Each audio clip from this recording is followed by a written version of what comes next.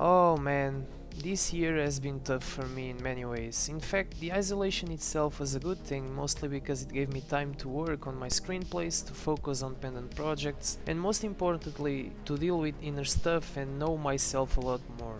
But the bad side of it was university and online classes. It was awful to me, and my head went to a terrible place towards the end of the semester, adding to other issues that really pushed me to a mental state that I thought I've beaten before. Cinema this year also suffered a lot, and in contrary to 2019, I didn't see much films as I wanted to this year. There's a lot that I need to check out, like 9 Days, Nomadland, Minari, and a lot more that I'm really looking forward to. But I decided to make this video based off the ones I've seen, and in the future I'll update the list as soon as I have the opportunity to watch more. So ladies and gentlemen, I present to you my top 15 best of 2020 that I've seen so far.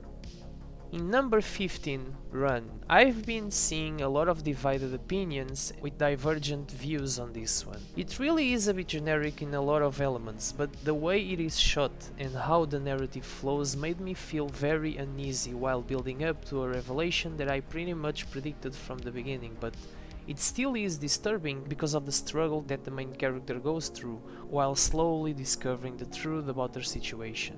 Number 14, Never, Rarely, Sometimes, Always.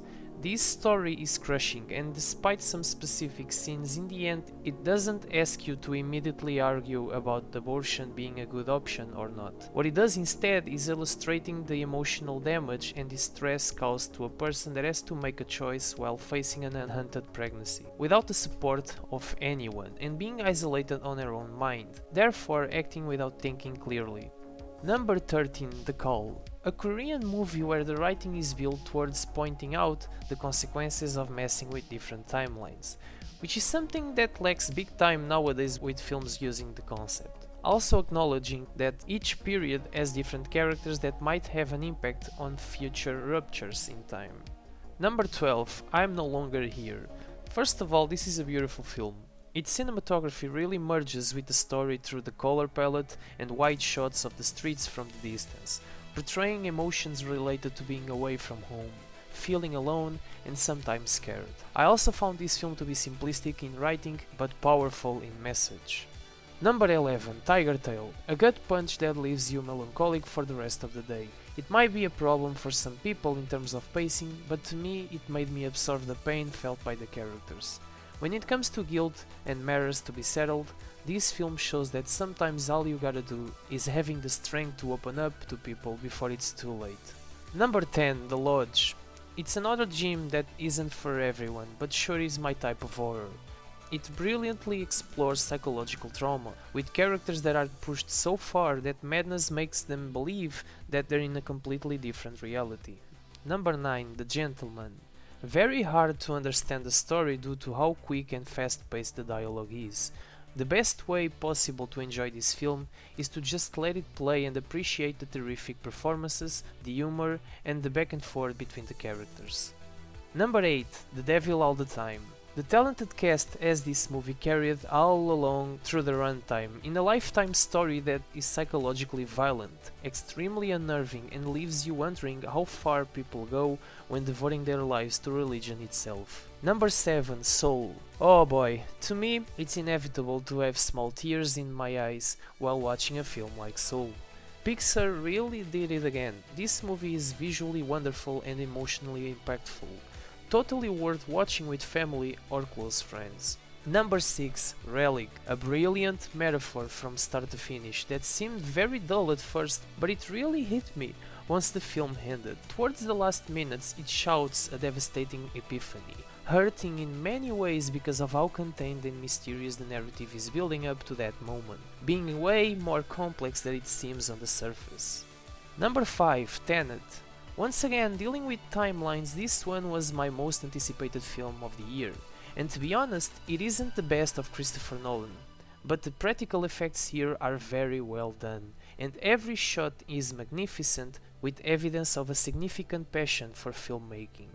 In terms of story, it gets a bit convoluted, but once you unveil the small details, it gets a lot better. and it also understands that different timelines are something that goes on and on endlessly. Number 4. The Invisible Man. An anxiety-inducing experience that made me feel really bad for the main character. This woman spends most of the film trying to explain that the events around, trying to incriminate her, are being executed by an invisible force that wants to control her life and hurt her in every way possible. It's a sublime film with a strong message regarding how dangerous obsession can be. Number 3. Another Round. Filled with majestic performances and astonishing writing, this is a very uncomfortable movie that doesn't encourage or condemn alcohol culture, but shows the ups and downsides of it and how it can perpetuate despair in a family and in your inner self by abusing what it seems to be a cozy escape from bad feelings. Number 2. I'm Thinking of Ending Things. A mesmerizing visual puzzle where the pieces are different small stories, all happening in one shattered brain. A film that uses everything at its disposal to demonstrate how loneliness can destroy a person with nostalgia, causing the individual to have a hard time knowing what was real and what is fictional. Now, the number 1, The Trial of Chicago 7. Here's the thing. Usually, if I'm watching a film alone, I tend to make a pause at the half of it so I can process things and clear my mind with a nice cup of coffee just to collect my thoughts in general. Pretty much like I was in a theater, I like to emulate the experience.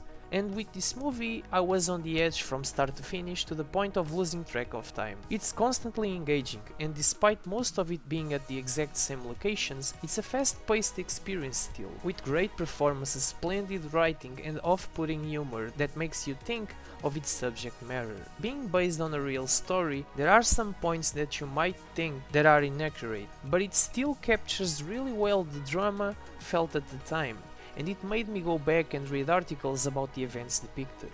So yeah, I love this movie, and for me, it's the best film of this year so far. That's it, thank you for watching. If you agree with these picks or you have a different opinion, let me know in the comments. Also, I hope you're having a great holiday season, and I wish you a happy new year. See you guys.